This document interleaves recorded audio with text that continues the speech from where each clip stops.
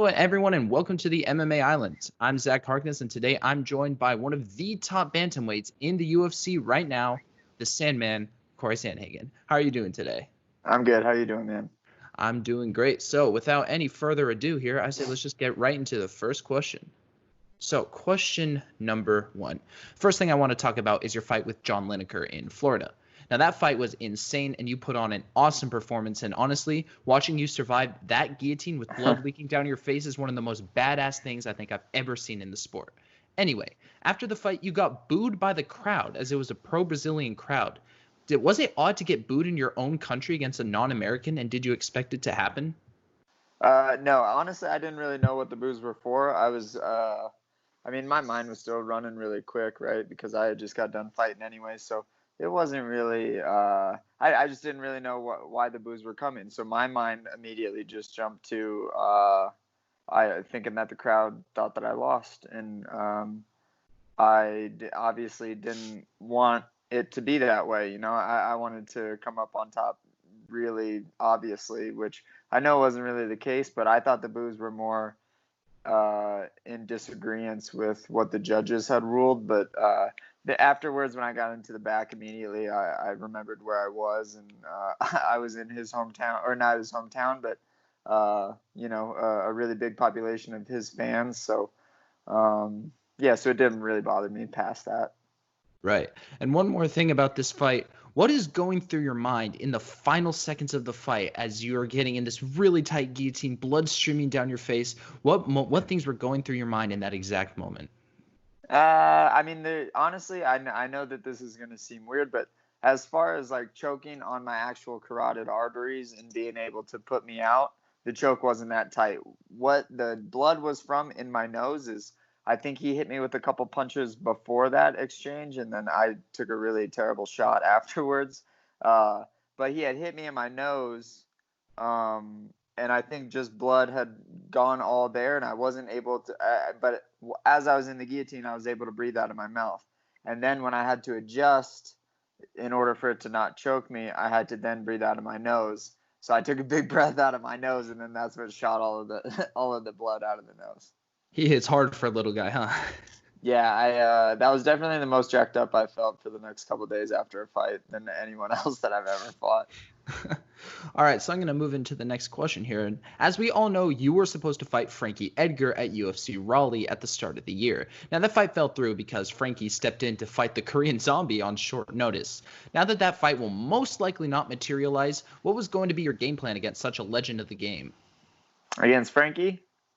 Yeah. What was the game plan fighting him going to be? Mm-hmm. I don't want to give away too much because, right.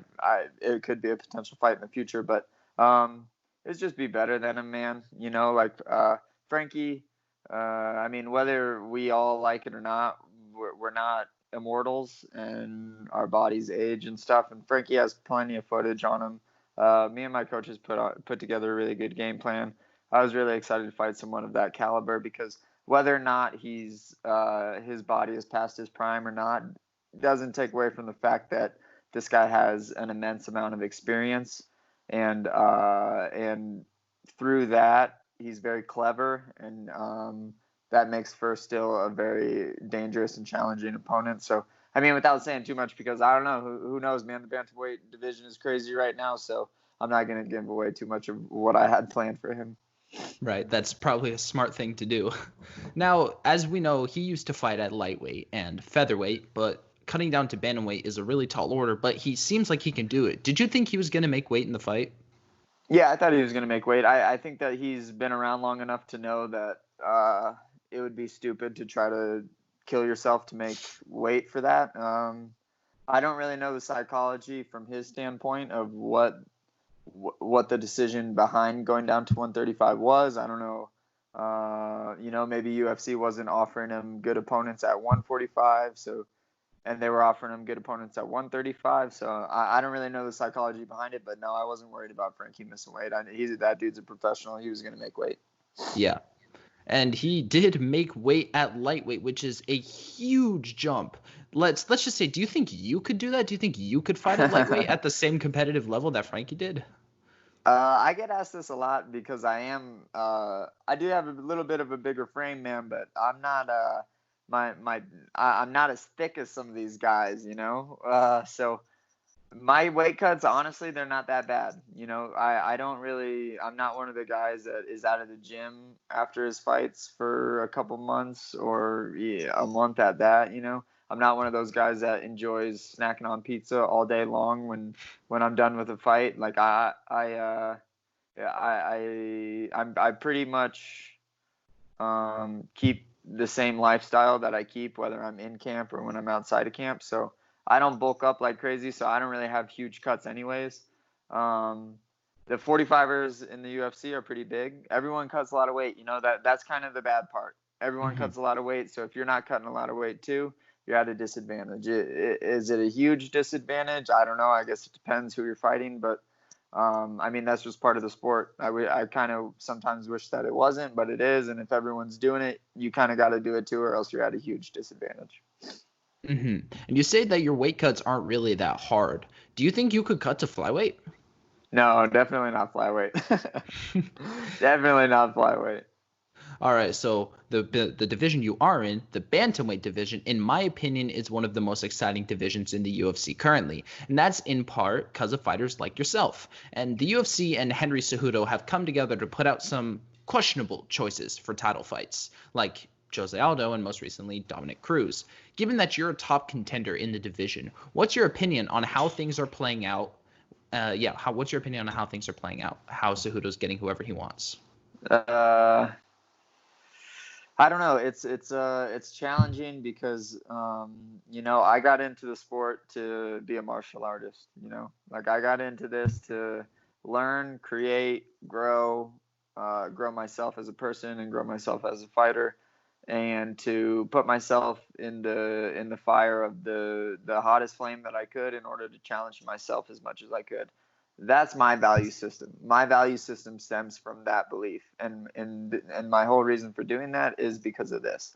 So obviously everyone's not on that value system, so I could either sit at home and complain all day about how kind of silly it is that Cejudo wanted to fight Aldo after a loss, and then again also how silly it is that Cejudo second choice was Dominick Cruz, who is also coming off of a loss and hasn't fought in a lot of years. So, I can sit at home and complain about that all day, but I come with the understanding that the UFC is a business, so they operate on a different value system. They have to make money in order to pay whoever, or the UFC staff, whatever, man. Like they need to blow up in order for all of us to blow up. So I don't complain about it. I stick to my value system, man. My value system has and always will be fight the best guys. Whether I'm the champ, whether I'm not the champ, I'm not looking for huge paychecks. I do not care. I'm here to fight the best guys in the world and for myself to grow. So that's a great mentality to have. I was going to ask if you get the belt someday, which it seems pretty likely, that you would rather fight top contenders than rather chasing money fights, right?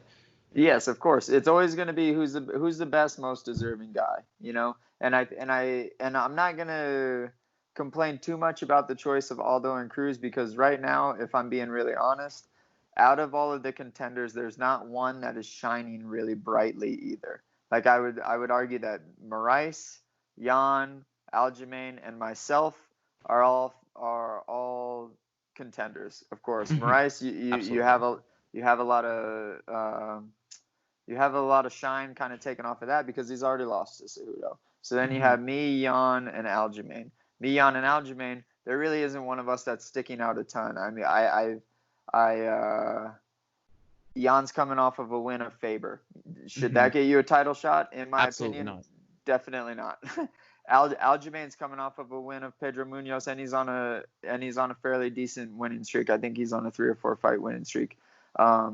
Does beating Pedro Munoz get you a title shot? I don't know. I'm coming off of a win against Lineker and a Sun Sao. Should that get me a title shot? I'm very new. I don't know. You know what I'm saying? So it's like none of us were shining bright enough to even have a big enough argument to be able to trump the idea of Cruz or Aldo getting that before us. You know, and that was just kind of the nature of where it's at.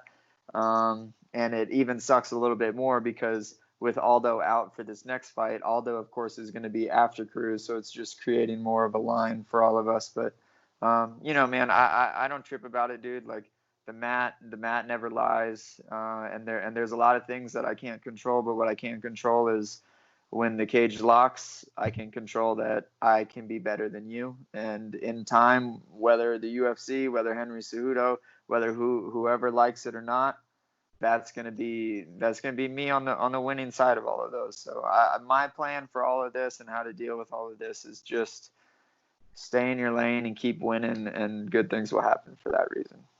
Well, I like that a lot. So I'm going to move into the next question here. Your lone loss in your career was to current UFC featherweight Jamal Emmers at LFA 5, and the fight took place at 145 pounds. Was that the point that you wanted to switch to bantamweight, and would you consider fighting at featherweight again? No. So I lost to Jamal. Jamal is a good fighter, very, very good fighter. What I will say, though, is I didn't show up that night. You know, it was just one of those nights. But me losing that fight taught me that there was a reason that I didn't show up that night, and you need to figure out how to show up every night. So that took me, I mean, it's still a work in progress, but I've got that down pretty good. You know, I learned that there's a whole nother side of fighting outside of being physical and technical. There's a whole other mental side and showing up on the night that you're supposed to show up. So I worked on that really good. I still fought at 45. I think all of my fights were at 45 after that, up until even my UFC debut was actually at 145. The reason that I wasn't going down to 135 before that is because I couldn't. It was a bigger cut. I was a little bit bigger back then. My lifestyle was a little less healthy, so I was putting on a lot more weight, which just led to me having to lose more weight, which just led to me being a little bit more miserable. And it was just a matter of me not wanting to sacrifice what I was needing to sacrifice in order to make 135 at the time for the paychecks that I was getting, one, and then two, just how many fights I was having to rattle off in order to find myself in the UFC. I didn't know if it was going to be 2 more fights. I didn't know if it was going to be 10 more fights. And if it was going to be 10 more fights, I didn't want to make that cut 10 times to 135 on the paychecks that I was getting paid with a lot of unknown. When I got signed to the UFC, I took the 145 debut. And then it was easy to justify going down to 135 once I was already in the UFC. So that's where that decision process came from. All right. Well, back in January of 2019, you fought Mario Bautista on the very first UFC card on ESPN. Now, this card was headlined by the then champion of your division, TJ Dillashaw. Did you get to talk to him at that event, and did you see anything that night that would influence how you would think a fight between you two would go in the future? Who, me and Dillashaw? Yes. Me and TJ used to train together. Really? I didn't know that. Yeah, so I don't know how many years, probably 3 or 4 years ago now, maybe, there was a gym called Muscle Farm here in Colorado. It stemmed from a team that we had with Easton's and Grudge. I don't know if you remember Grudge from a long time ago, but Easton's Grudge kind of formed into the Muscle Farm team. Then we had guys like Matt Brown, TJ Dillashaw, Curtis Blade started training with us then. So yeah, I know TJ pretty well. We trained a couple of years together. Really? So would you consider fighting him? Yeah, I get that question. Yeah, I mean, like I said, man, I haven't really talked to him in a long time. It's not like we were best friends hanging out all the time. You know, it was more of a, I just see him at practice. We would train together. We would go home on our own. So I think I would only say no to fighting people that I was very close friends with. I don't think I would enjoy fighting someone or some of my really close training partners. I don't think I would enjoy doing that. But like I said, me and TJ, while we were friends, we weren't the most we weren't the closest friends, and I think he would be willing to hit me as hard as he could, and I think I would be able to be willing to do the same thing back. So what are your whole thoughts on his situation, and did you have any suspicions of what he was doing during that time? No, I had no idea. Nah, man, just unfortunate, man. Pressure will make you do stupid things. I don't really think TJ's a bad guy, but that's a bad decision that he made. You know, there's no excuse for it. There's no way around it. He made a really bad decision, and that's what it is. Yeah. So I want to go back to the Lineker fight for just a second here. Now, you were on the taller side of the Bantamweight division at 5'11", and Lineker was the polar opposite at 5'3". Now, it's rare you see fights with that wide of a height disadvantage. Did fighting a much shorter fighter bring you advantages or disadvantages? And how did they reflect? Does both, man. I mean, he hits like a cannon because he's so low to the ground. He can really drive his feet into the ground, which really makes him hit really hard. But, I mean, obviously, especially I think in the sport of MMA, being the taller guy is going to be a huge advantage, especially with the cage being 30 feet long or however long it is. It's a big cage, so you can move around a lot. I also think that I have some of the better footwork that the sport has probably seen. So, I mean, you combine really good footwork with a really long reach, and it's kind of a nightmare of a fight. Yeah, I absolutely agree. Now, is he the hardest hitter you have ever faced? Yeah, hands down. Really? And that's interesting because you used to fight at featherweight, and Lineker, if I'm not mistaken, used to fight at flyweight. That's just crazy to me. Well, he just chucks as hard as he can, man. Like, you see how he punches. He's and you've seen how he fights. It's he doesn't care to get hit as long as he can get his hands on you. And his arms are a lot longer than I anticipated too. He was able to reach me from spaces I didn't think he'd be able to reach me from. All right. So I want to ask you about your fight camp, which is Elevation Fight Team, correct? Mm-hmm. All right. So in these recent years, fighters from your gym are having great success in the UFC and across other organizations. What's the environment like in the gym, and what do you think is the main factor behind the success of its fighters? I think that we do our best to be martial artists for the most part. A lot of different types of people in the sport. Not everyone is in it for the martial artist journey. Not every, some people want to fight because they like fighting. Some people want to fight because they're really good at it and they can make a lot of money with it. I would argue that in our gym we have a lot of team camaraderie. I know, speaking for myself, that I get just as happy watching a teammate win as I do watching myself win or experiencing a win for myself. So it's just a lot of helping each other. It's a lot of genuine care for each other. And I mean, you can't really describe things like that. It's more of I mean, we get together when there's fights. We'll even travel all the time to go watch each other fight. It's a little bit abnormal, I would argue, in how much I think we genuinely care about each other's success. Nice. And you've trained in other gyms before this one, correct? No. So I've been a part of Elevation Fight Team since Elevation Fight Team started. It used to be, so I started at a gym called High Altitude Martial Arts, which was a sister gym of the Easton's Academies. The Easton's Academies are schools run by now Elliot Marshall, but at the time were Amal Easton. Nate Marquardt ran the High Altitude gyms. I started there, went to college at CU Boulder, started training at the Easton's Academy. Easton's and Grudge at the time. So Grudge their head coach was Trevor Whitman. And they had guys like Shane Carwin, Dwayne Ludwig, Brendan Schaub, George St. Pierre was in the room a lot. Nate Marquardt, of course.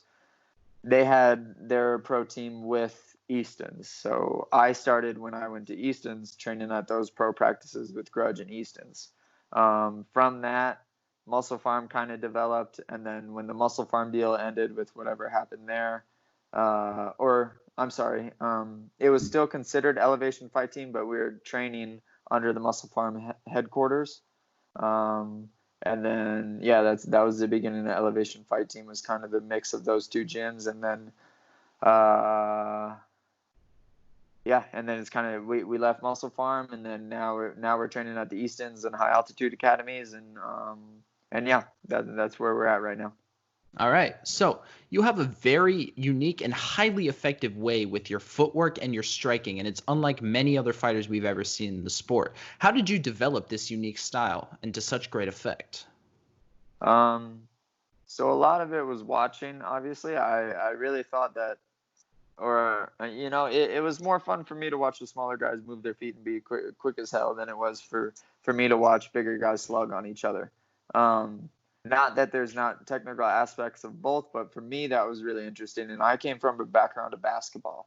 I didn't come from a background of wrestling like a lot of these guys. Like I came from the background of being able to be really quick, have good hand-eye coordination, and be really explosive. Because that's what basketball is. So I came from that. So it was a lot of watching. I remember I used to watch a lot of the WEC. I used to watch Cruz fight. I used to watch Faber's fights. I used to watch Donald's fights. All of those guys.